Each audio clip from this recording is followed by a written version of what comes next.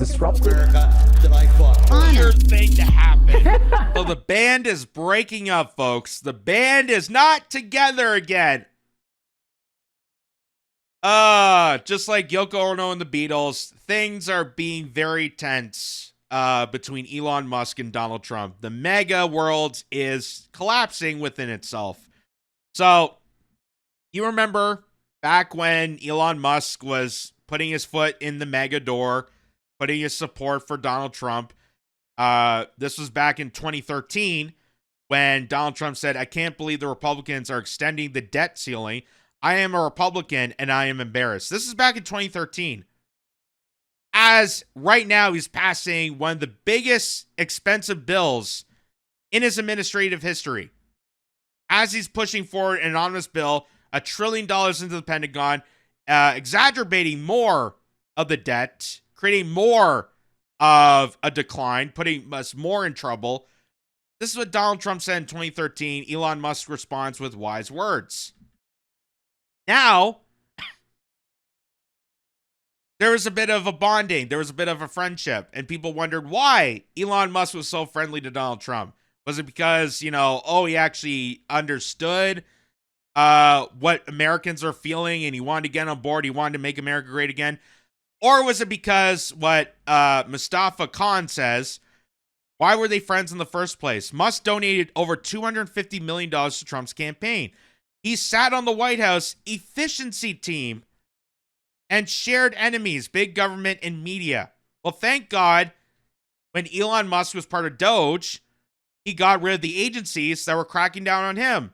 The ones that were looking for union busting and exploitation, labor exploitation. Thank God he got rid of the Consumer Protection Bureau. Thank God. Because that was definitely beneficial for America and not just him personally. So, this is exactly why Elon Musk, who for many years, even in 2020, he voted for Joe Biden, all of a sudden had sympathy for Donald Trump. Was it because he got shot in Butler, Pennsylvania and had a bit of empathy, had a bit of remorse? Or did he see the opportunity of, oh, this guy is going to win. I could use and abuse him and I can get into the government for my own political power, for my own power, which is what these tech bros, even though they claim themselves to be libertarian, always desire. They always desire to grasp control of political power and steer in the direction of their favor. But things got out of hand. So this was kind of starting a bit of the demise. Elon Musk told people he was taking so much ketamine that he was affecting his bladder. This is from Anonymous pointing that out. He took ecstasy and psychedelic mushrooms, and he traveled with a daily medication box that held 20 pills, including ones with markings of his stimulant Adderall. So he was very much on board with a lot of different drugs. People were witnessing this. He was stumbling around the White House. You could see there's a picture of him with a nice shiner there. He claims that it was his son X that punched him accidentally, but I can't confirm nor deny that story. That just doesn't seem plausible that a young child is able to punch Elon Musk in the face like that with a big shiner. Considering the amount of other drugs and stimulants that he's been on, there's a lot to say about this. But then, here came the big dropping of the big bomb. This is when the gloves came off. Elon Musk tweeted, "Time to drop the really big bomb. Real Donald Trump is in the Epstein files. This is the real reason they have not been public. Have a nice day, DJT." Even with a mic drop moment, he still makes it weird.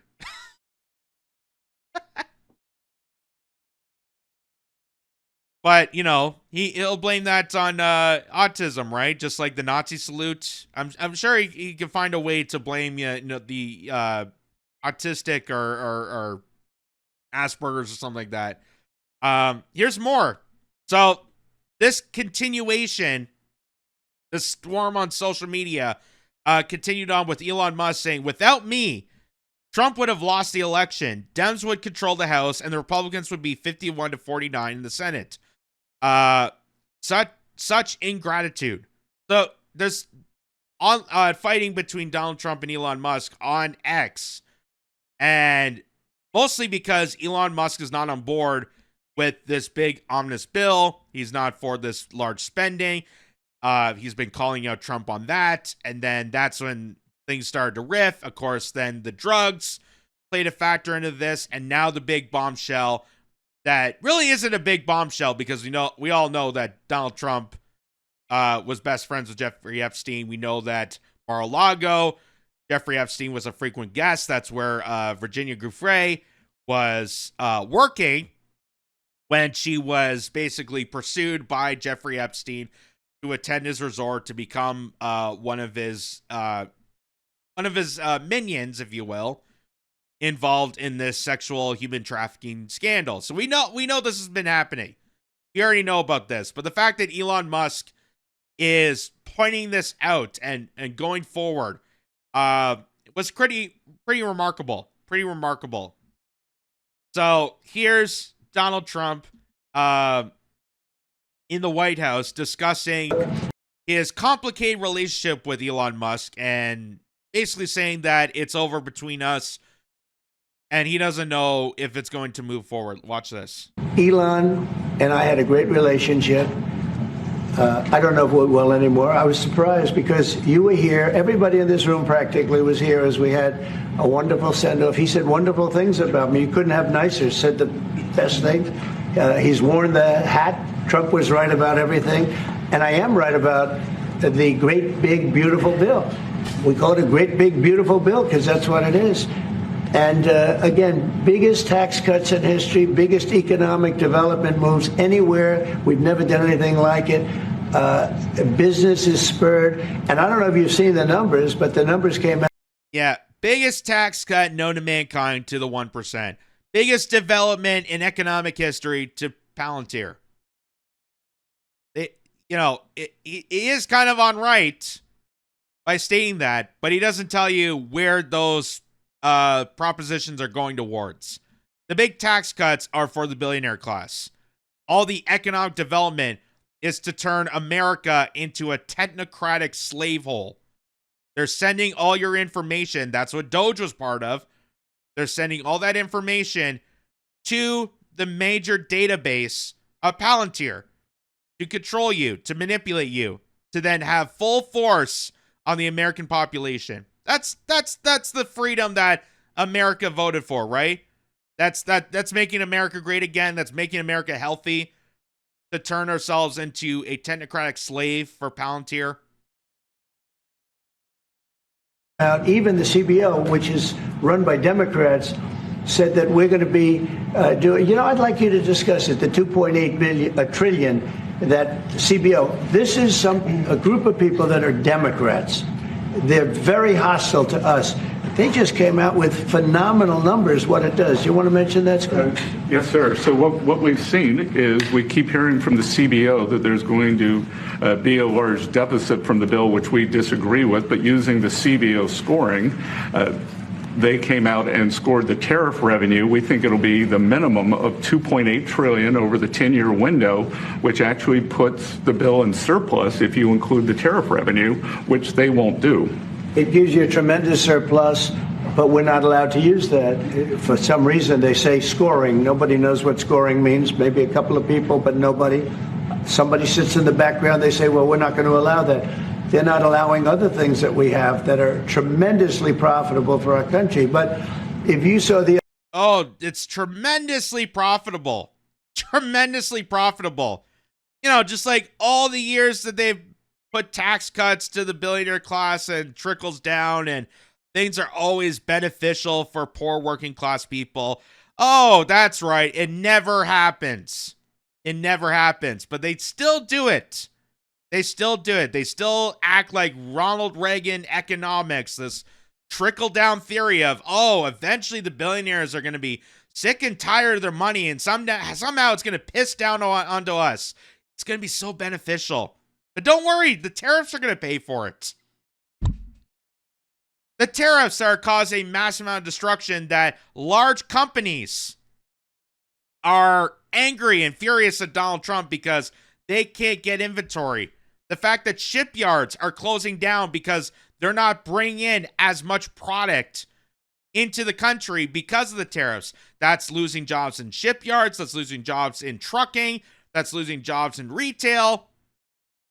But I'm supposed to make believe and cross my fingers and say a little prayer to hope that somewhere down the line, some corporation that already exploited our country, exploited the people, and exploiting other nations is going to come back to America and open up shop in Ohio.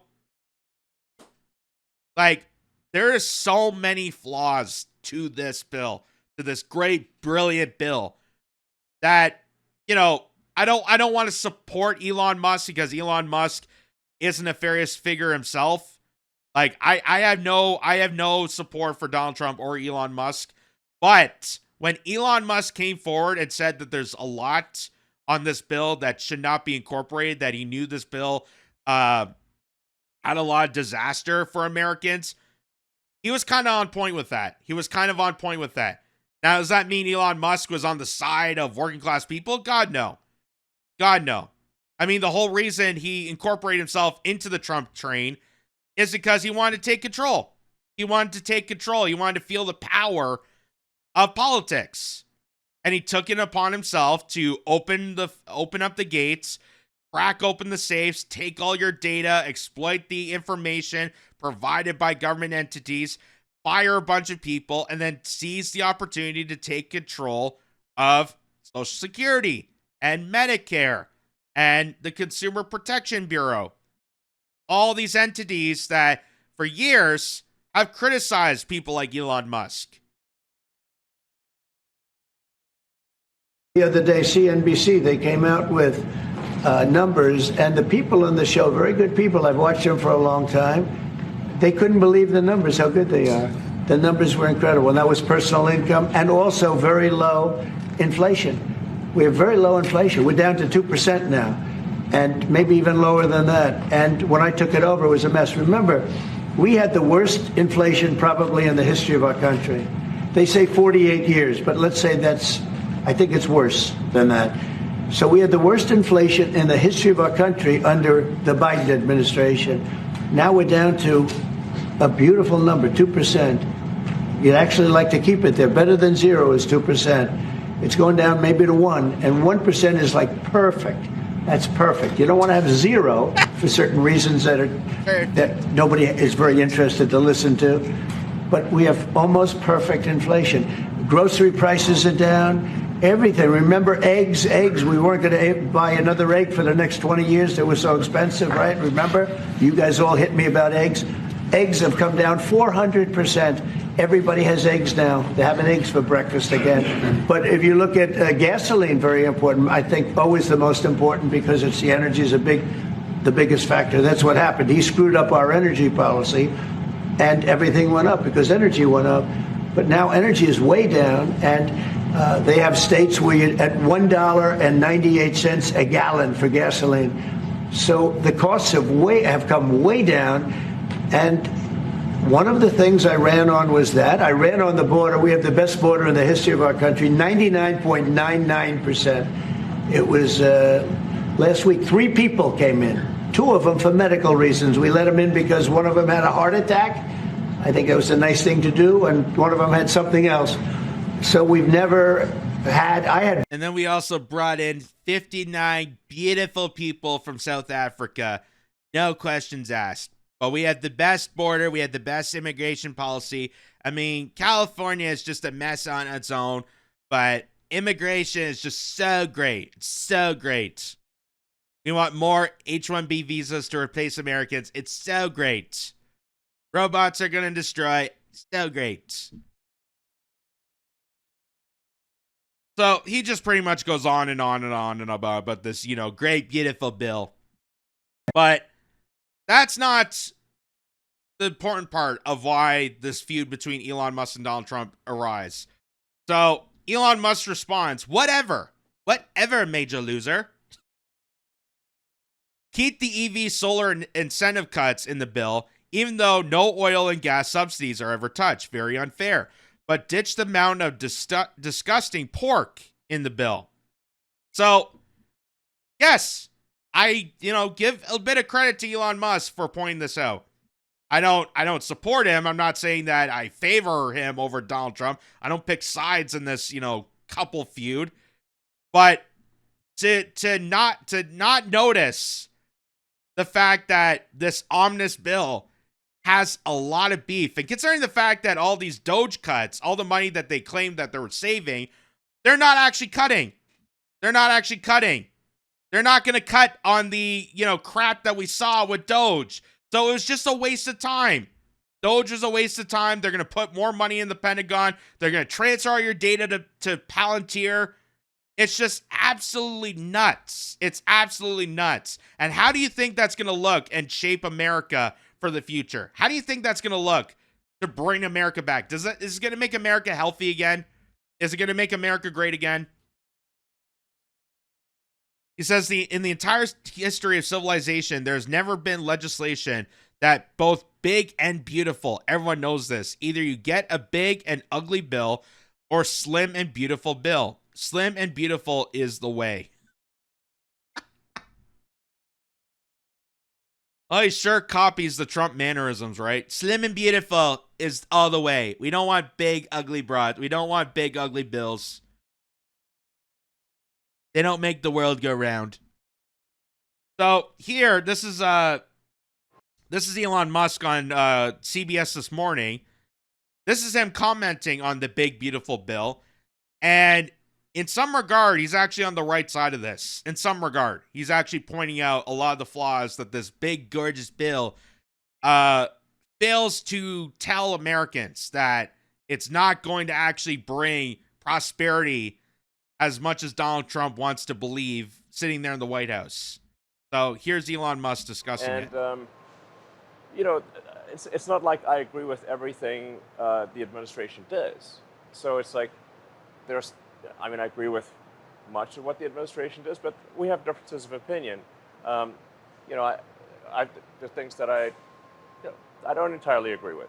But it's difficult for me to bring that up in an interview, because then it creates a bone of contention. So then I'm a little stuck in a bind where I'm like, well, I don't want to, speak out against the administration, but I don't want to. I also don't want to take responsibility for everything the administration is doing. The conundrum. The conundrum. I don't want to speak up on behalf of the on the administration, because God forbid I might get another shiner. We don't know where it came from. He says it came from his son, just saying. But he doesn't want to speak up, and he doesn't want to be held accountable. So hence why he's going on a massive drug rampage against Donald Trump. This is what it seems to look like, is all that Special K, all that, psychedelic mushrooms. He's definitely going on this weird trip to diminish Donald Trump, even though him and Donald Trump coordinate together perfectly as some sort of technocratic oligarch morphed into one to cause this mayhem. That's what Doge was about. It was never actually about cutting anything or saving Americans money. It was about putting that money towards the pockets of Palantir, the Pentagon, the military-industrial complex, and screwing over the rest of society, because the people in charge don't view society as human beings. They don't view you as civilians. They view you as cattle. You are lab rats. You are nothing to them. And they have no obligation to serve you. Hence why they pretend to do this mayhem. They think that, it's going to be beneficial, but not tell Americans what this bill actually entices.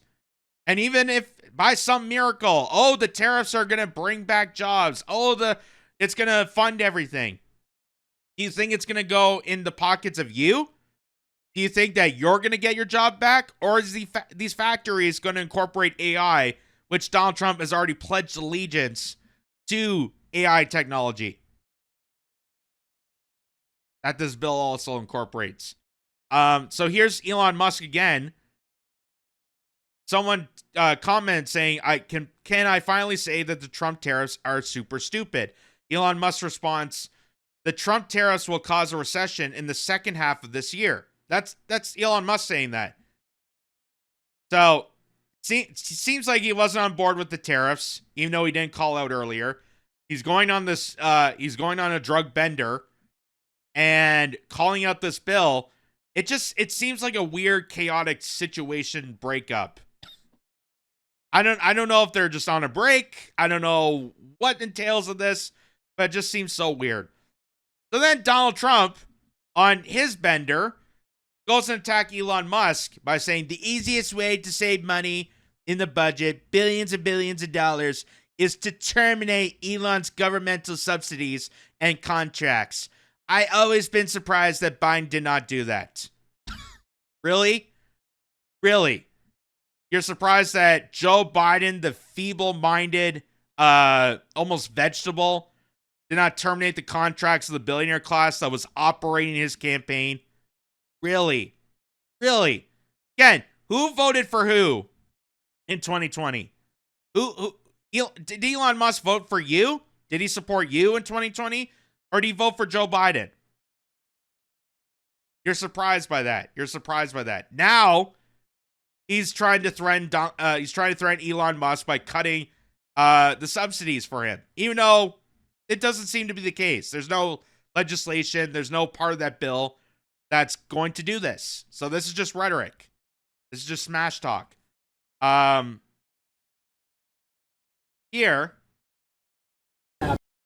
here's Donald Trump mentioning about this. And a good way to save money would be to cancel some of Musk's contracts. How seriously are you considering that? Well, we'll take a look at everything. I'll look at everything. He's got a lot of money. He gets a lot of subsidy. So we'll take a look at that. Only if it's fair. Only if it's fair for him and for the country. I would certainly think about it, yeah. But it has to be fair. Now, it's hard not to agree that, yes, Elon Musk gets a bunch of subsidies. Obviously, we know why he's a billionaire. We know why he's one of the richest men in America on the face of the earth. But think of all the other subsidies that we give to Palantir, that we give to the military-industrial complex. Think of the $1 trillion that we're wasting on the Pentagon. And I say the word waste because that money doesn't actually go to defend anything. In fact, the whole proposition is to increase warfare, which Donald Trump is not supposed to be a war candidate. He's not supposed to be a warlord. That's what he campaigned on. That's what people voted for. They voted against intervention overseas. They thought that he was going to wrap up the Ukraine war in 24 hours. That doesn't seem to be the case. He was supposed to stop the war, continuation of the genocide in Gaza. That doesn't seem to be the case. And now he's trying to threaten war with Iran. Now he's trying to threaten war with China. He's trying to bolster that rhetoric. So all that you thought Trump was going to be, turns out to be the exact opposite. And that makes you wonder why exactly Donald Trump is the president to begin with. Because a guy that they tried to take out twice, in two different scenarios, they automatically give him the key to the White House. Something was up.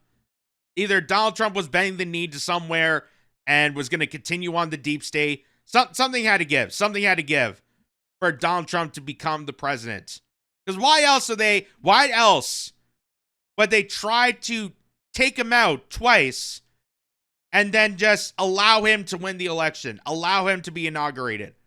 A guy who they clearly despise. Something obviously gave. And this is the exact moment where people are realizing that Donald Trump is not this agitator for the deep state. He is part of the deep state. He is a culmination of the deep state. He's just a different fraction of it. That Trump, MAGA, they are the deep state. They are the deep state. So Elon Musk comes in after Donald Trump, the easiest way. So Elon Musk comments on this. Says, in light of the president's statement about cancellation of my government contracts, SpaceX will begin decommissioning its Dragon spacecraft immediately. Donald Trump responds, I don't mind Elon turning against me, but he should have done this so months ago. This is one of the greatest bills ever presented in Congress. It's a record cut in expenses.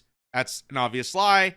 $1.6 trillion and the biggest tax cut ever again. The tax cut going to the billionaire class, and you're going to foot the bill. That's what this bill is about.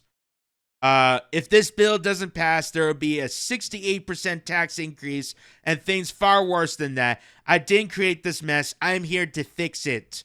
This puts our country on the path of greatness. Make America great again. And how is it making America great again?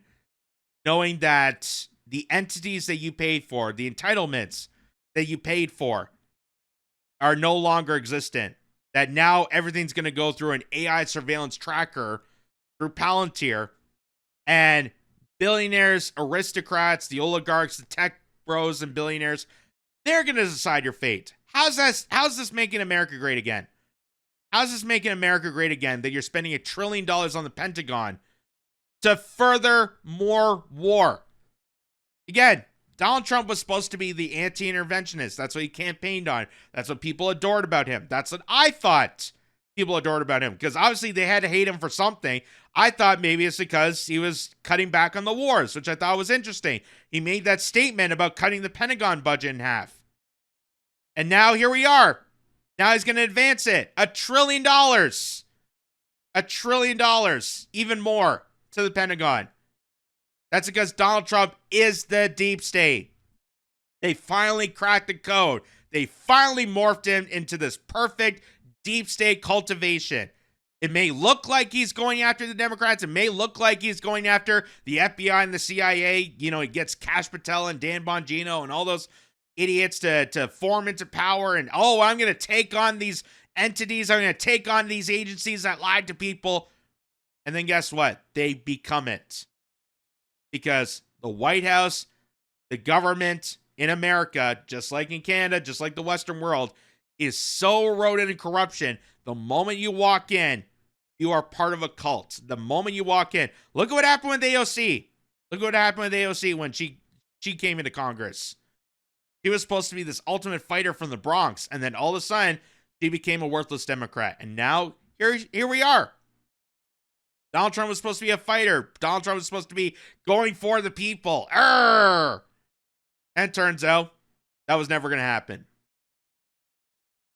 So, now, interesting enough, because another question to ask is, if Elon Musk dropped the ball on Donald Trump and Jeffrey Epstein, why didn't Elon Musk release the tapes? Why didn't Elon Musk release the names of the clientele? Well, just note that Elon Musk is part of that same circle. They're all part of the same criminal cabal. So, Business Insider points out, Jeffrey Epstein set Elon Musk's brother up with a girlfriend in an effort to get close to the Tesla founder, sources say. So, again, that's why I don't pick sides with Elon Musk or Donald Trump. They're part of the same cult. They're part of the same circle. And this utter feud just is the circus, is just the loud noise to distract you from the fact that this bill is being passed, to distract you from the fact that your data is going to be served over to Palantir. It's all a distraction to make it look like, oh, Elon Musk is fighting against Donald Trump. Oh, victory. Yay. But Elon Musk is not going to change. Elon Musk is still the same stooge for the corporate establishment, for the CIA, for the military-industrial complex, as he's always been. That's why he's a billionaire. That's why. So, even statements like this, where Elon Musk says, it is time to create a new political party in America that actually represents the 80% in the middle. So he put a poll out on his Twitter page, and 80.4% say yes, that's time to create a third party, or in some cases a second party, because of the duopoly. That sounds good and all. But coming from Elon Musk, that's not going to happen. That's not going to happen. Because a billionaire is not going to allow for a party that actually represents America.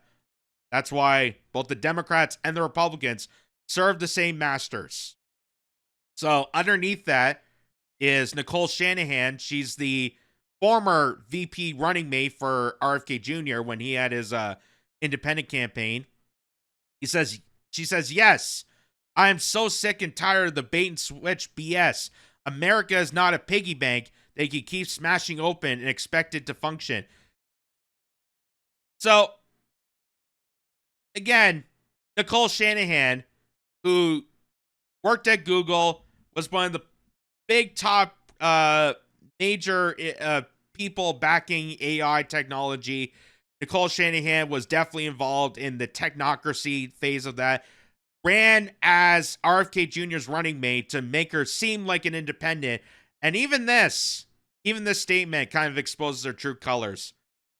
Because that's not why they want a third party. It's not because of, just endless spending. It's because there is no political party that has the obligation and the whim to serve the needs of Americans. That's why people are so desperate for a way out of this. They want to exit the duopoly. They're so desperate for it. But as we've seen before, even with the Green Party and Libertarian Party, they get captured. They get corroded, they get corrupted, they get taken over by instigators, and they turn into a mess. Because they will never, ever allow. That's why Elon Musk tweet there. As good as that sounds, it's just a lie. It's dangling a carrot in front of your nose in false promises, knowing that there's no possibility to that. There's no possibility for a billionaire to create a political party. I mean, look at Andrew Yang when he tried to form, what was it called, the Yang Gang. He was trying to do that because he was worried that AI technology and all this stuff. What happened afterwards? It completely demised itself because Andrew Yang doesn't actually represent the majority of the population. He represents himself and his self-interest. Oh yeah, we're going to create AI technology and we're concerned, so we're going to give people a small paycheck to subsidize the AI shift. But we're not going to treat Medicare. We're not going to do education. We're not going to build up infrastructure. You know, things that people care about. Investments into America. That would make America great again.